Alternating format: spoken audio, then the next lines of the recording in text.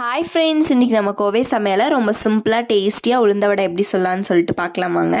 அதுக்கு நம்ம ஃபர்ஸ்ட் ஒரு டம்ளர் அளவுக்கு உளுந்து எடுத்து நல்லா தண்ணி சேர்த்தி நல்லா அலசி எடுத்துக்காங்க. இப்போ கிரைண்டரில் அந்த உளுந்தெல்லாம் சேர்த்துட்டு கொஞ்சமாக மட்டும் தண்ணி சேர்த்தி இந்த மாதிரி அரைச்சி எடுத்துக்கலாம்.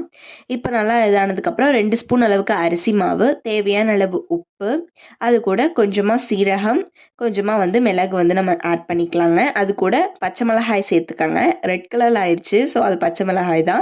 அது கூட கருவேப்பிலை, பெரிய வெங்காயத்தை நல்லா குட்டியாக நறுக்கி உள்ள சேர்த்துட்டு அது கூட கொத்தமல்லியும் சேர்த்து நல்லா மிக்ஸ் பண்ணிவிட்டு இப்போ பேனில் எண்ணெய் ஆட் பண்ணிவிட்டு நல்லா எண்ணெய் காஞ்சதுக்கப்புறமா இந்த மாதிரி கையில் நம்ம உள்ளங்கையில் வச்சு இந்த மாதிரி ஹோல்ஸ் போட்டு ஒவ்வொரு வடையாக உள்ள சேர்த்தி நல்லா ஃப்ரண்ட் அண்ட் பேக் நல்லா கலர் மாறினதுக்கப்புறம் நம்ம எடுக்கலாங்க. இப்போ நான் லைட்டாக கலர் மாறிடுச்சு.